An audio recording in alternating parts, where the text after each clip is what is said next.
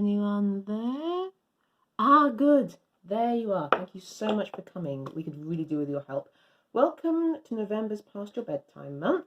My name is Detective Helena Beauchamp, and I will be taking you through some mysteries that have been taking place, and we really need your help with solving them.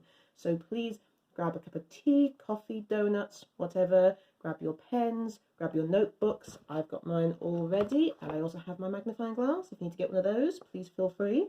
And come along with me, and we will see if we can solve some mysteries that have been taking place. Before we do get started on those amazing mysteries that have been provided for us by our writers, I would like to start by talking about the charity we are supporting this month, which is DePaul U.K. And they are a charity which supports young homeless people, people who are facing homelessness, people who are homeless, and they offer a large amount of services. So many, I will have to check my notes on this, so do bear with me. But one of the main ones that they actually provide is called Night Stop, and that provides emergency accommodation, overnight accommodation for anyone who's facing a night on the streets. It's for people aged 16 to 25 years of age. They're in more than 30 locations around the UK, these night stops, and it'll provide any young person facing homelessness with a shower, a private room, a hot meal, laundry facilities, and a safe and listening ear via the volunteer hosts and mentors. So they are absolutely an amazing charity, and I would urge you to go and check them out. There will be a link somewhere below this video. Okay, now on to our first case. Now this is quite an old-fashioned one, so we are going to need a bit of like thinking of Poirot or sort of Agatha Christie style things here. So this story is called The Forgotten Case of the Hummingbird. It is written by one of our lovely writers, Rebecca Kinder. It is illustrated by Emma Adams and is narrated by Cedric Rischitelli. Now keep a sharp eye out for clues, and we will compare notes at the end and see who we think was responsible for this murder mystery.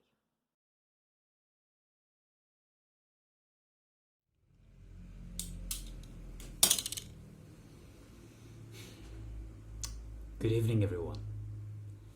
My name is Inspector Ced Frank Rischitelli, and I love cactuses.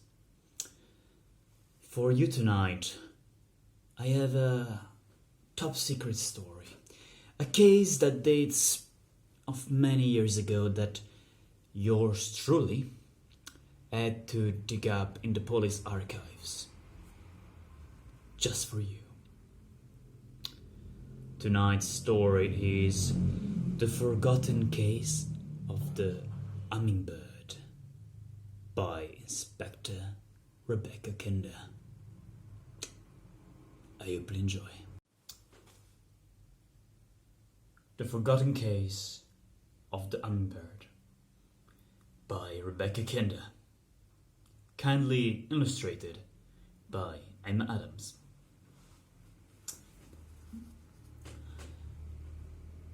The grey sky shields the sun, stopping the rays from shining down and bringing the castle to light. In the far distance, birds can be heard as they take flight across the dark sky. Slow gusts of air make their way across the sky, making the barren trees move. The branches trapping and ensnaring themselves as they are pulled against the wind. On the floor lays the old and dropped leaves, covering the floor in dark reds and autumn tones.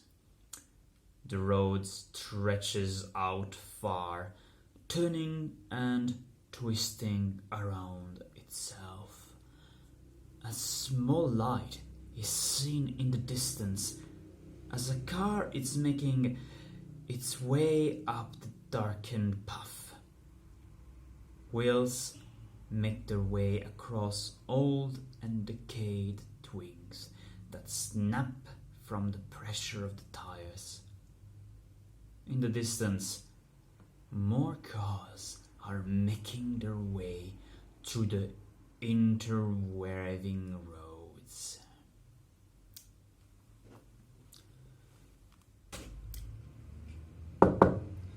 Choo short knocks. At the door outside show an ensemble of people. A man opens the door, all dressed in black, but with a ruby red tie.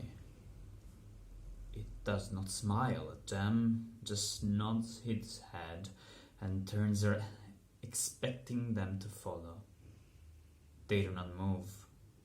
The young woman, dressed up in a short dress and heels, takes a few steps and everyone else follows her.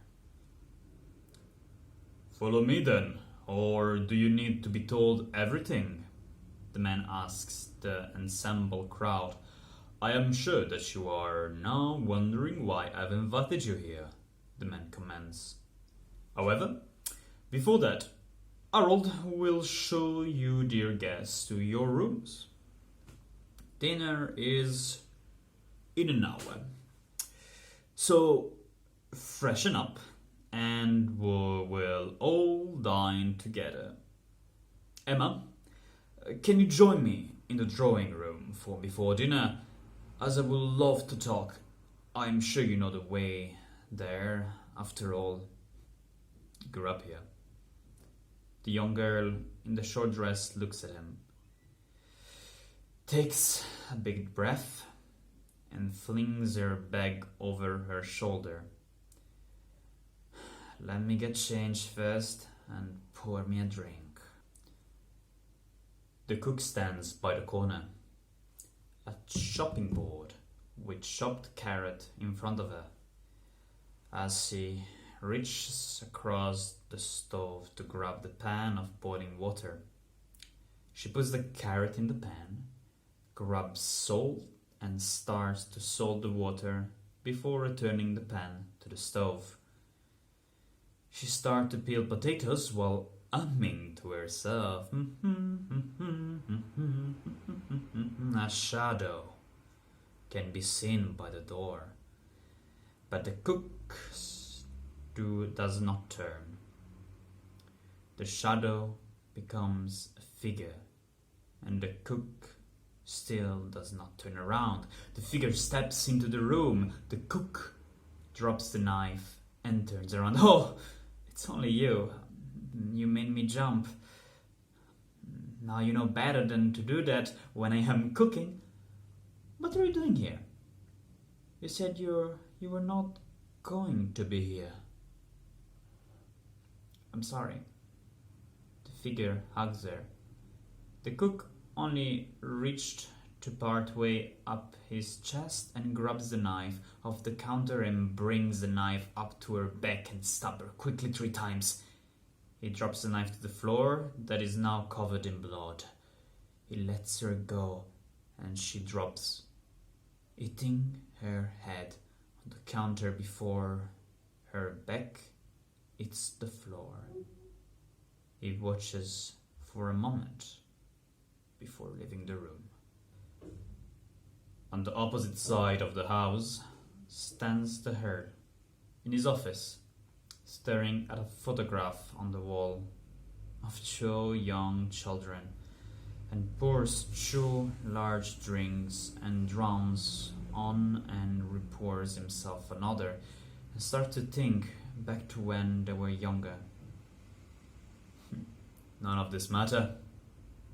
It is just a simple case of how we have inherited the chaos of the earth. It is quite simple after all, and every generation is just another step within the decay of humanity. We have long destroyed any chances of happiness we had. It was done before we were born. Tommy was used to Emma's view of the world, but it did not stop him from fighting back with his own. That's a bit pessimistic of you, don't you think? All you see is the negative and what is wrong with the world, but what about love, kindness, and hope? That there is something better coming, that we aren't stuck here, awaiting just to die. They've had this argument a million times. It is always the same bubbling on. The world isn't all rainbows and bunnies.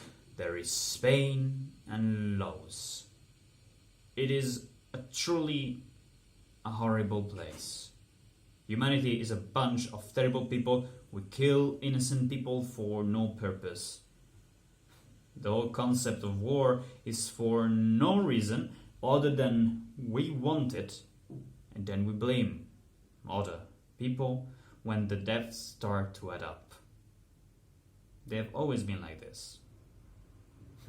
Ever since they were kids. They grew up together. Best friends and family all in one.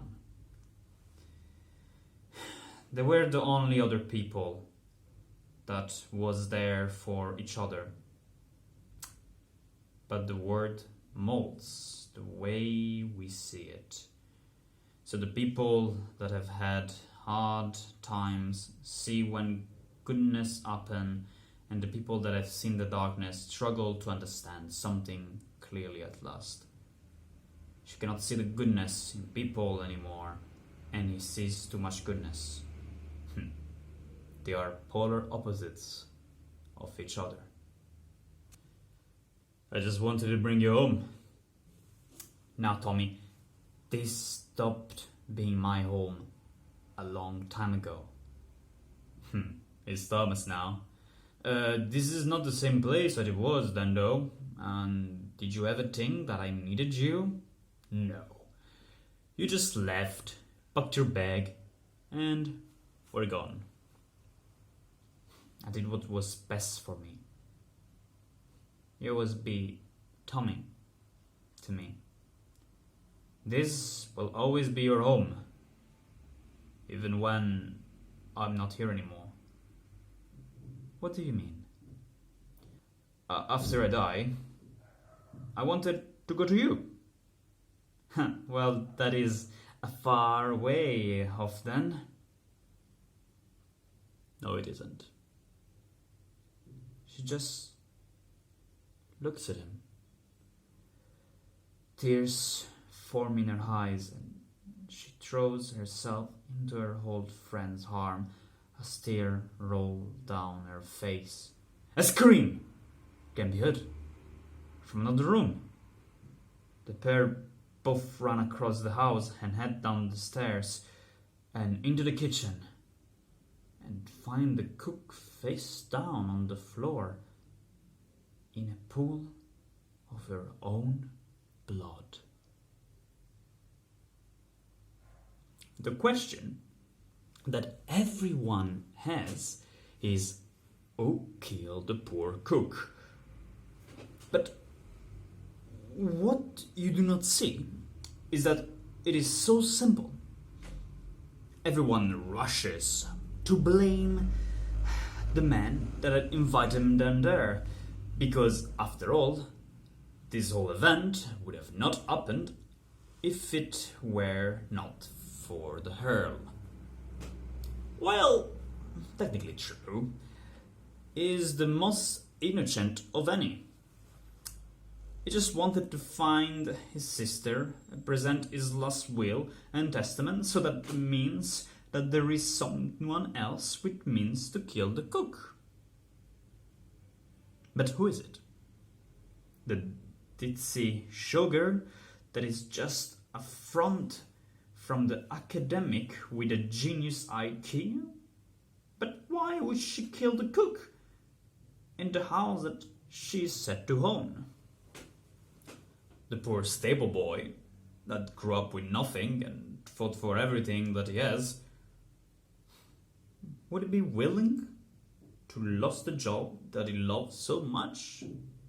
Or what about the hummingbird, the worldwide known thief with a love of diamonds? After all, the castle is well known to her.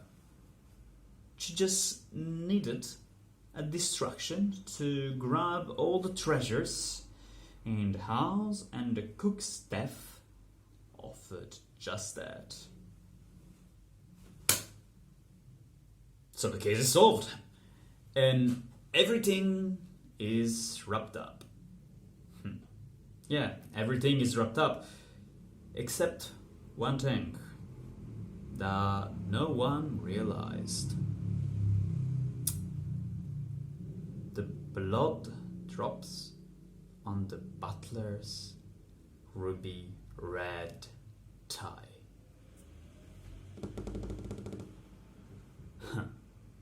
Such a mystery, I know. Well, thank you for listening, and back to you, Helena. Stay sharp, people, and remember, it is Past Your Bedtimes. Thank you to Cedric for that fabulous narration, and thank you to Emma for the illustrations and to Rebecca for the actual story. And I have to say, I've been making notes all the way through that, and I'm honestly not sure. Now, I know that the butler had blood on his tie, which would possibly fall into the cliche of, oh, the butler did it. However, I don't know. I reckon possibly it could either have been him, but I also think it might be kind of like a big red herring, and actually there's two of them, and he could be maybe the accomplice. And the main murderer has fled, and he's left a trail on the butler. But what do we all think? Let me know in the comments what you think. Do you think it was the butler? Do you think it was somebody else? Do you think there's a couple of them involved together? What do you think? And why do you think they went for the cook? Is it for a distraction? Is it because there's an actual grudge or revenge there? So what do we think? Let me know below, and I will compare with my notes, and let's see if we can actually solve this one.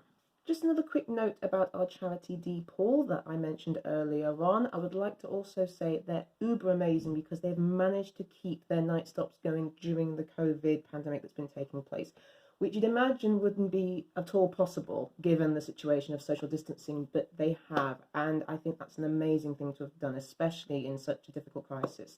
And we would also like to give a big shout out to Rosie from Communications and Kurt from Campaigns, who have been super helpful and been really supportive of us supporting them. And continuing on from how supportive DePaul have been to us, I would like to introduce our next mystery story, which is actually a true story. So there may not be as much mystery about this one, and it actually comes from one of DePaul's volunteers.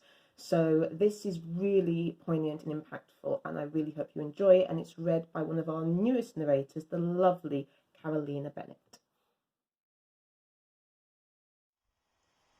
Hi, my name is Carolina, and I'll be talking about Callum's story for DePaul U.K. So, he spent much of his life going into different care homes, and because of that, he moved around quite a bit. And he struggled to get qualifications and education because of that. So, when he left care at 18, he was given a flat, a room in it. And he recalls, I was on benefits, just scrapping by. I did what I thought was the right thing to do and got a full-time job as a laborer. Unfortunately, landed a job for Callum ended up in a downward spiral for him. He had a full-time job, but he couldn't afford the rent, and eventually he had to leave. I stayed with mates, different people's sofas. Eventually, you've used up all your options. His mental health deteriorated, and eventually he lost his job. He was at a crisis point. Fortunately, he was referred to DePaul's Night Stop network, and he was given a bed, a meal, and a warm welcome by one of our volunteer hosts. I'm very apprehensive, he says. Then I met my Night Stop host, and she helped me to settle in really quick. Such a lovely woman. It was nice to go home and have somewhere secure, safe. After 2 weeks, the team at DePaul found Callum a room in a flat where he stayed for more than a year. Callum, who had always dreamed of becoming a firefighter, began volunteering at the fire service. But the good news doesn't end there. Callum received help with the cost of learning to drive, and as a result was able to secure paid employment with the fire service. He says, my next step is to go for a full-time firefighter job, as I need to have my GCSE math and English to do that. At DePaul UK, I was told about a grant I could apply for education purposes. I went for the grant for private tutoring, and I got the full amount, thanks to DePaul. Ever since I was a little boy, I've always been really keen on helping people. I wanted to be a paramedic, or a fighter. Firefighting is not just rescuing people, it's the getting involved with your communities as well, supporting people who have been in the same situation as yourself. Giving back to society. I'm feeling good. The future's good. Hopefully. Thanks to DePaul's wonderful supporters and amazing volunteers, Callum received the help he needed. By providing a safe place to stay at the start, DePaul was unable to provide dedicated support workers to help Callum take up education and employment opportunities, setting him up for the future. He's intelligent, driven, and it's fantastic to see him at his full potential. Every night of the year across the UK, young people like Callum find themselves without a safe place to stay and need our help. DePaul wants to reach out to young people at risk of homelessness, as it is a big issue there in the UK, before they have to risk sleeping rough, so that we can help them get their life back on track. Before you leave, just a note how this little story shows how one little thing could be a big help to others. So if you're interested in learning what DePaul U.K. does as a charity or who they are, I encourage you to check out the link in the description box below. And thanks for listening.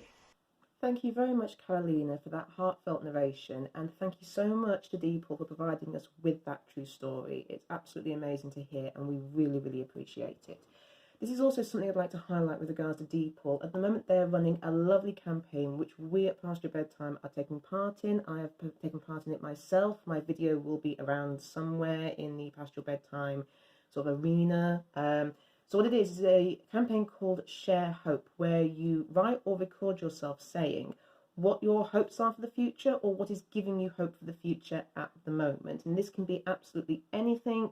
It can be what you're looking forward to. It can be what's gotten you through times recently. It can be absolutely anything. And what we would absolutely love for you to do is put it with the hashtag Share Hope and tag DePaul UK, and they'll be able to look at them, and it will show how much we're supporting them as a charity, because they obviously do absolutely fantastic work. Along with this, you can also put an orange heart in your window and take a picture of that and tag it as well. This is all to provide solidarity for those youngsters who are facing homelessness, which is not something I've had to go through myself, but I can imagine must be a very, very scary experience, and you would find it quite a dark time. So I think it would be great if we all could provide some hope for everybody who might be struggling with that at the moment.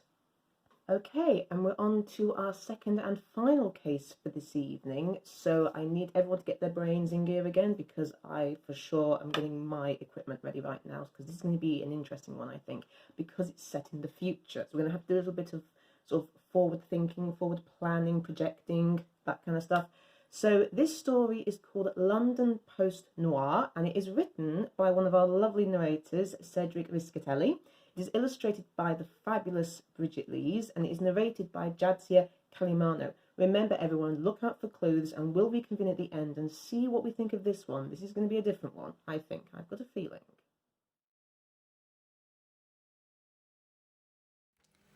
London, Neo Vauxhall, November 2076. She was shining. In the middle of his room's darkness, the window's shutters half open, letting in a stinking night breeze. The apartment's air was cold, stiff, grey, almost suffocating. "Find me, Mr. Constantine." That's all she said before disappearing as the first morning's light started to come into place. She had a soft yet reassuring voice, kind of angelic. The room left empty, lonely. He was lying on his double bed, alone, vision blurry. He was well aware he had just woken up, but that lady he just saw seemed way too real for a dream. The world around him was starting to become clearer, second after second. He soon found out that he was fully dressed. That happened too often after a busy day of work or a night out. But What was unusual was that he had not removed his robotic leg from the night before. That was not likely to happen, especially since that meant his artificial nervous system was going to act all crazy all day and then hurt annoyingly. Even more unusual, his chest holster was still under his brown leather jacket. He slowly moved his right hand up to the pocket, just to meet the cold touch of his Glock 94. That, he knew, was not normal. Sleeping with a gun was dangerous to say the least. Plus, he didn't like to carry weapons in general. What sequence of events had led up to this? Sleeping fully dressed, robotic prosthetic and gun still on, a blurry awakening, a shining lady in his room. He tried to remember as much as possible.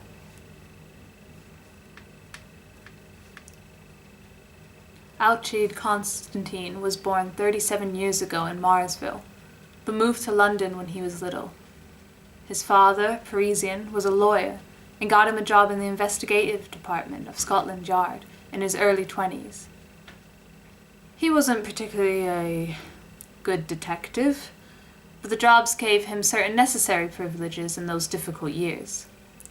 His mother was a nurse of Tunisian origins, but she hadn't been around for long. She had wanted Alcide to become a professor, so he went to study literature before becoming a police officer. He didn't like to study the writers of the previous century and all that, but there he met his wife, Pat. She was in Scotland for scientific research. She was pregnant? Maybe. He loved her very much, that was for sure. Alcide tried to focus on the important things to remember the previous night. He and his partner MacPhails were working on a case, a missing work of art or something like that. The day before, they'd spent all day in Greenwich finding nothing.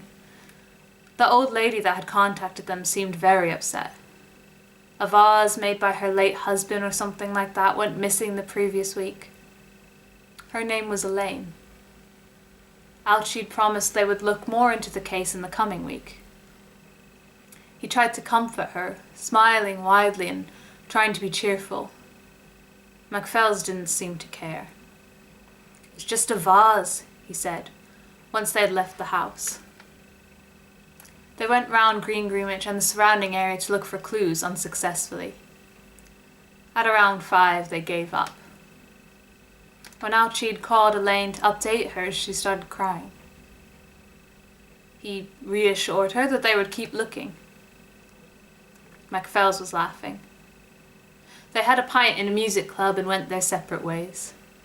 MacPhails wanted to keep staying out and Alcide wanted to sleep.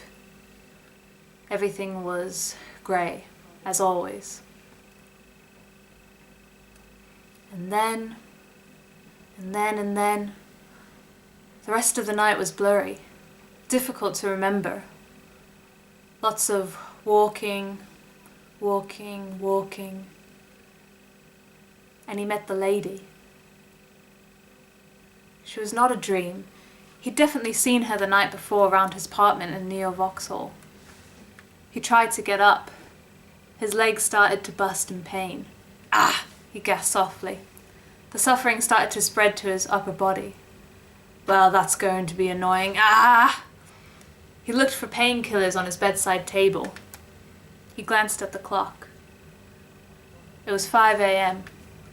He normally would meet MacPhails at 9 for breakfast. The lady had something important to tell him. She approached him as Alcide was getting to the front door keys. She was a slim, black woman. Young, must have been in her 20s. He remembered asking if everything was okay. She had brown curly hair up to her shoulders, a white circle tattooed around her left eyes. Seemed like an egg. All of a sudden he remembered about her beautiful ice blue eyes. They were almost hypnotic. The eyes were the last thing he remembered of the ice. No medicine was in sight. He laid back on his bed, trying to deal with the pain. He removed the pistol from the holster and placed it loudly on the bedside table. He turned on his SmartWaz iMobile, a cybernetic wonder for the early 50s that revolutionized the way people communicated. His brown, dark eyes turned purple, his implanted ear headphones activated, and he started to look through his device. Alcide's wife texted him goodnight, but he didn't respond. Nothing more, just daily news about the US elections, commercial emails, useless junk. Alcide stayed in bed for a bit, with the SmartWaz on. Finally, he said out loud, "Send message to Pac Constantine." "Sending message to Pac Constantine. Please state your message." Alcide cleared his voice. "Hi, honey, I hope you're doing well. Sorry I didn't answer yesterday. Did I? He went quiet for a minute or two. "Sending message?" "Delete message." "Deleting message." "Write new message. Bonjour, amour. Sorry, fell asleep straight after work. How was your day? Add 3x and send message to Pac Constantine." "Sending message to Pac Constantine." Alcide turned off his phone and stared at the ceiling, doing nothing for a bit. Had he dreamed all of it? Was that beautiful shining lady only a dream? Some hours later, around South London, the city had almost become a representation of heaven and hell on earth. Alcide decided to walk to the Shard rather than taking the bus. Walking helped him to think. Looking up, shining tall buildings filled the unnatural blue landscape. That particular day there were no clouds, no birds, no planes, just the blue and flying cars driving all over the sky, in all directions and speeds. Red buses, black taxis, hundreds of official and civilian vehicles. Back in 2056, the city had found a drastic solution to its unbearable traffic pollution by banning road transport. So, fast transportation moved to the skies. Since flying cars were expensive and learning how to fly them a nightmare, only 15 to 20% of Londoners were allowed to drive. Working for Scotland Yard gave Alcide the benefit of getting free rides, but he didn't know how to fly. He passed his regular driving license just in time not to be able to use it. The skyscrapers, mostly offices and some new apartments, were covered in neon signs. Restaurant names, big chains and corporations, commercials for groundbreaking new products like Happy Soda, all the happiness with 0 sugars, and tons of cheerful messages from the government about a thriving city and booming economy. There were a lot of virtual neon jacks flying around. Every 3 of 4 skyscrapers there was a telescreen giving breaking news. And of course, the most popular neon sign of them all on every street, blue, red, and white. "Long live the Queen. May she bless us all." The upper city had almost become the beating heart of the city. All important and touristic buildings, Buckingham Palace, Westminster and its Big Ben, the London Eye, Cutty Sark, the Tower of London, etc., were turned into flying fortresses, accessed with flying elevators by officials and tourists. Business up there had definitely been booming for years, but all Alcide wanted to do was look down to witness a different world. The lower city was filled by smog and dust, giving the air a grey, dirty atmosphere. It was so bad that some speculated that the government came up with a machine that sucked all the pollution in the sky and released it on the pedestrian area. The millions of people left down there, most of whom could not afford flying transport, were filling the street in a composition of emotionless expressions. They walked from home to work, from work to the pub, from the pub to home. Alcide closed his leather jacket and looked around. Most of the restaurants, coffees, and shops that filled his childhood had been abandoned to themselves and inhabited by families who couldn't afford housing in the city. He he saw a young girl looking out the window of what once was Alcide's favourite candy shop.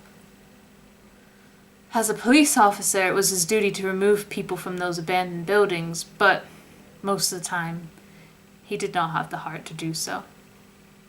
Plus, as MacPhails often repeated, it is an unofficial solution to the city's overpopulation and homing crisis. MacPhails was living in a sky apartment in MacPhails was living in a sky apartment in New Lewisham. He said as his father could not live in the lower city. Since the news of Pat's pregnancy a week prior, Alcide kept thinking about it. He and Pat lived in a flat in Neo Vauxhall at street level. The community was nice, the landlord not so much, but at least he was reasonable. He liked to live among the people, but raising a family. Pat told him not to worry about it, but he decided he was going to save, hoping to afford a sky apartment before his child's birth. Nothing huge, just something higher is all he wanted. He didn't know how she would react to this, and he had not found the right words to tell her. She did like the street level, and she would probably react badly to the prospect of moving higher, where all the rich and important people lived. The thought of this, of the morning's lady, the mysterious past night, and the continuous pain in his leg were bugging Alcide. So, to distract himself, he started to analyze the faces that he saw in the crowd. It was part of his job, after all, being able to see a face and read 1,000 stories. Just past La Lambeth, he saw a middle-aged man with blue hair seemed to be on the verge of crying. Alcide deduced a recent loss or overwhelmed by work. A couple walked past him near the abandoned Tate Modern. She had long blonde hair and he a lion's head. Anthropomorphic surgery had become famous in the last couple of years, and it certainly made the streets more entertaining. Alongside animals, London was now filled by androids, talking plants that mostly complained about the smog, and good old regular-looking people. This couple reminded Alcide somehow of him and Pat when they started dating. Minus the animalistic twists, of course. People who were mostly robots were difficult to read, but Alcide was getting used to understanding what the extra beeps meant. He saw a great number of them by the National Theatre. He remembered of an outdoor bookshop that was not far from here, long lost to time. Among the people he saw in South London on that cold morning, there was a large man that kept laughing for no apparent reason, an old lady filled with tattoos, 3 or 4 trees that tried to ask him something, a group of dancers that no one cared about, and oh, of course, there was the crow-head man that had been following him since he left his flat. From Neo Vauxhall to the Shad is a rather straightforward way, but that morning Alcide decided to turn into some random streets, and took a new direction every now and then to see if the stranger was indeed stalking him. After 10 minutes it became clear he was doing so. Every now and then Alcide turned around to get a quick glance at the man. He was wearing an elegant black overcoat, black pants, his feathers and beak of the same color. He was almost like a black mass moving in space and time just to follow him. Except for 2 green, yellowish eyes that were carefully studying him. Or so Alcide thought.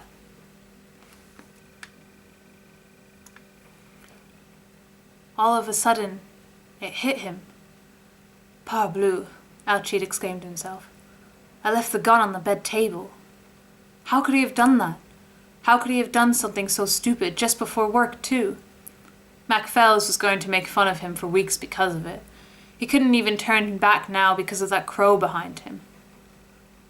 All of a sudden, a feeling of fear started overwhelming Alcide. That, added to the leg's pain, was unbearable. Looking at strangers' faces was not enough anymore. The crowman did not look threatening, but danger was somewhat creeping in, and Alcide started to think the worst. He was meeting MacPhails in 15 minutes. It was his habit to get a coffee just before meeting Alcide, so it could have been there early. If he sped up, he could have possibly been with his partner earlier than expected. Hopefully, that would have scared the bird enough. Or at least, it would have calmed Alcide's nerves. He was getting close to London Bridge Station. He was about to speed his pace when he saw her. Those icy blue eyes. Even in the middle of the crowd, they were clearly hers. The shining lady was in front of him.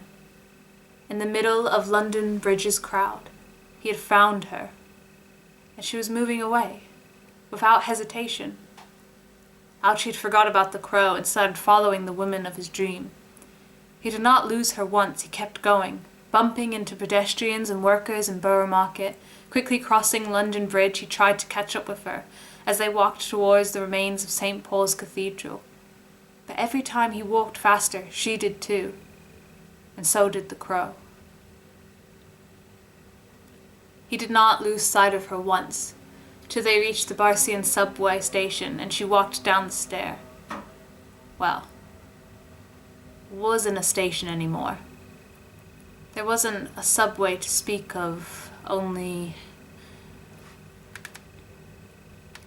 If Upper London was heaven, then Street London was purgatory. But the abandoned subway was a representation of hell back in 2056. When the cars had started to fill the sky and were all busy with that, mass unemployment skyrocketed in the country. Not only that, the housing prices increased tenfold, and many found themselves in the streets even with jobs. Obviously, London City was trying to brand itself as the city of the future, and homelessness would not do. So, city officials pushed for all that inhabited the streets to be pushed in the now unused subway. At first, it was branded as a social program, aimed at giving people a home. But soon everyone forgot about that, and entering the subway was made illegal. Now, the Londoners came to call it Subway Town, the underground city filled by abandoned souls. Alcide was aware of some police officers bringing entire homeless families in there with no authorization and with no repercussion. If someone disappeared in London, you could almost be certain they moved to Subway Town. Alcide had never been in there. Not since 2056, at least. He tried to stay away from the subway entrances. He heard of an entire civilization who fed itself on leftover food. Citizens who had not seen the light since birth, with skin as pale as milk. Mutants and malfunctioning robots dumped in there as well, just for good measure. The air and water chemicals, shorter lifespan, organized crime using it as an occasional hideout. Since official Subway Town was left abandoned, there was no law there, and everything was technically legal. Alcide stopped for a minute. He was with no gun. Macphails was waiting for him. This lady that he saw in his room that morning could have possibly just been a realistic dream.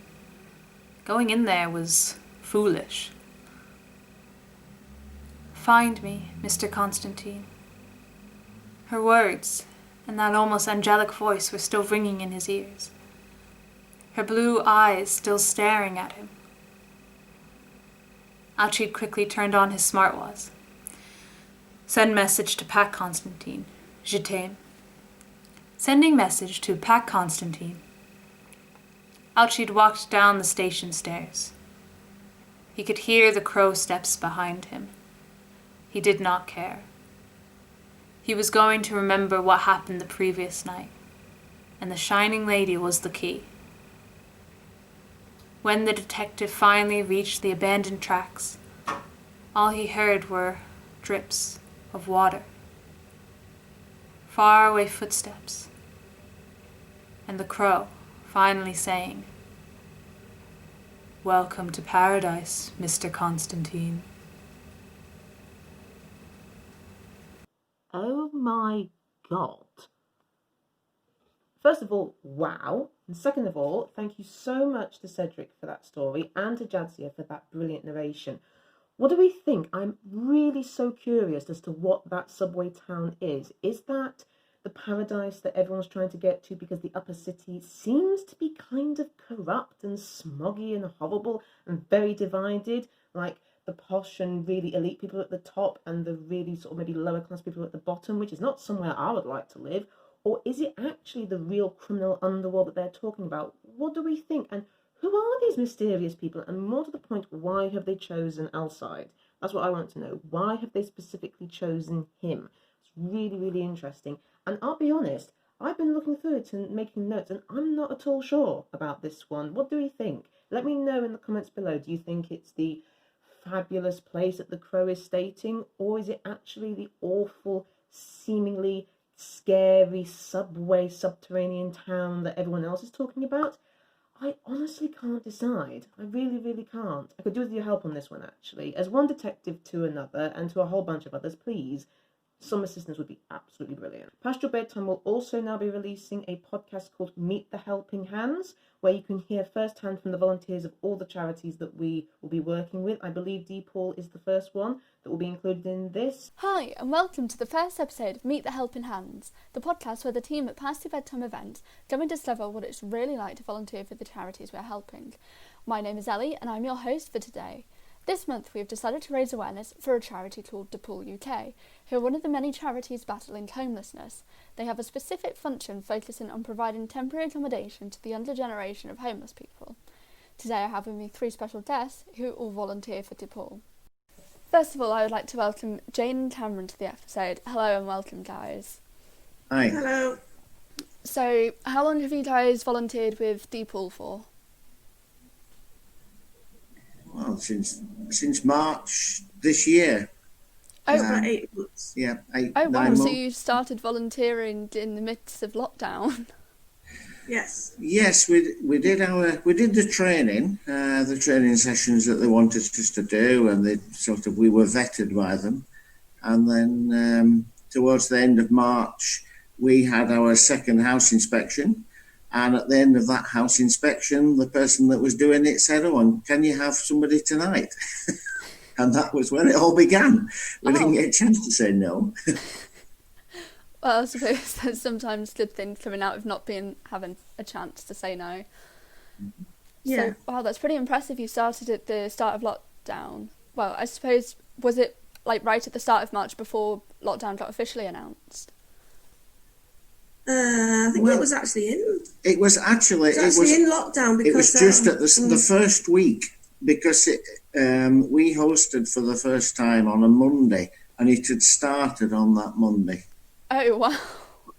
So we'd done all the preliminary checks, and we'd had our training in Manchester before that. That was a day's training, and then the final part of our acceptance was at one final visit. So we didn't know whether that was going to happen, but the one of the staff at Night Stop said, "Well, I'll come and keep my distance and do it on the doorstep if I have to, and just to get you up and running."